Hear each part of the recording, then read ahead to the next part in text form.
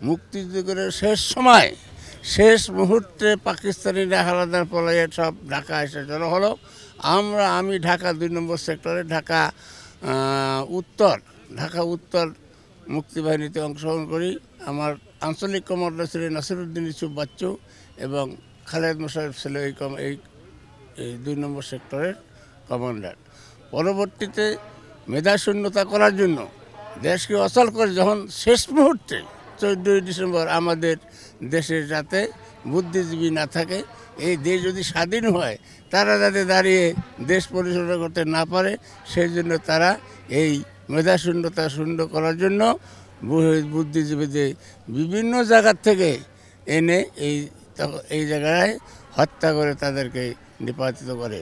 তখন এইটা ছিল ইটখোলা, একটা ইটখোলা ছিল, ইটের ভাটা।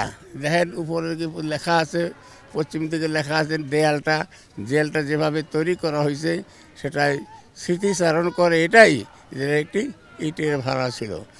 তাই আমি বুদ্ধিজীবীদের আত্মার মাগফিরাত কামনা করছি। না, হত্যার সময় আমরা ছিলাম এই এলাকায় ছিলাম না। তখন আমার যুদ্ধকালীন সময় ছিল আমার সাভার এরিয়া। ওই সময় 14ই ডিসেম্বর 15ই ডিসেম্বর তখন আমরা অত্র এলাকায় ছিলাম। দেশ স্বাধীনের পরে 16ই ডিসেম্বরে আমি এখানে আসছি। আইসা অনেক মানুষের শুধু লাশ দেখতে পেয়েছি। একটা মহিলা দেখতে পাইলাম, মাথাটা উঁচা, পরনে একটা কাপড় ভিতরে, মাঝখানতে হাত পা মাটির নিচে ডাবা। সেই স্মৃতি আজও চোখে ভাসে। এই স্মৃতির কথাই ভাসে যে মানুষের লাশ, গাড়ি সারি লাশ, এই ইট খোলার মধ্যে লাশ। এরকম বহুত ইতিহাস আছে যুদ্ধের ঘটনা।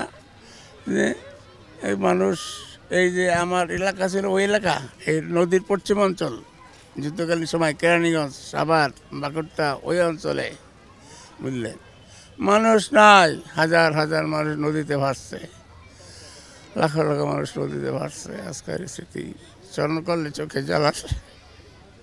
না, মৃত্যু অবস্থা মাটিতে ঢেকে দিতে পারে নাই, ঢেকে দিয়েছে অর্ধেক।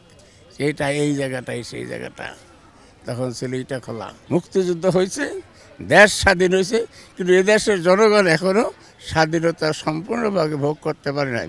আমি আশাবাদী বর্তমান সরকারের অধীনে আগামীতে এই দেশ সুন্দর ও ভালোভাবে পরিচালনা করে, সেই প্রত্যাশা ব্যক্ত করে আমি আপাতত শেষ করছি। আসসালামু আলাইকুম ওয়া রাহমাতুল্লাহ। ডিসেম্বরের 13 তারিখ দিবাগত রাত্রে ঢাকার যত বুদ্ধিজীবী, শিক্ষিত, ডাক্তার এবং যত গুণীমানী ব্যক্তি আছে সবাইকে ধরে নিয়ে পাক বাহিনীরা এইখানেই তাদেরকে নির্মমভাবে হত্যা করেছে। তাদের কথা মনে হলে আজও চোখের পানি আটকিয়ে রাখতে পারি না। স্মৃতিগুলি জর্জরিত মনে খুব বেদনা লাগে। ক্ষত বিক্ষত, কারণ এরা ব্যানেট এবং তাদের যা অস্ত্র আছে ব্যানেট দিয়ে শুধু খুঁচিয়ে আমাদেরকে এই মুক্তিযুদ্ধ ছিল এদের মধ্যে, বুদ্ধিজীবীদেরকে খুঁচিয়ে রক্তে রঞ্জিত করে ফেলেছে। এই জায়গা ভাইয়ের রক্ত ভাই দিয়েছে, অবশ্যই তাদের জন্য রক্ত আসবেই। তাদের কথা মনে হলে এখনও কান্না পাই।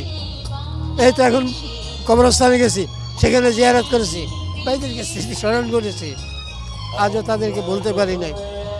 আমি আশা করব আমাদের পরবর্তী প্রজন্ম যারা আছে তারা এই স্মৃতিগুলি বহন করুক, তারা স্মৃতিগুলি ধারণ করুক। স্বাদ পাই নাই, যা আমরা পাওয়ার কথা ছিল তা আমরা পাই নাই। কারণ যেখানে শুধু অনাচার, অবিচার, জুলুম তাই পাইছি, কিন্তু প্রকৃত যে স্বাধীনতার যে স্বাদ তা আমরা পাই নাই।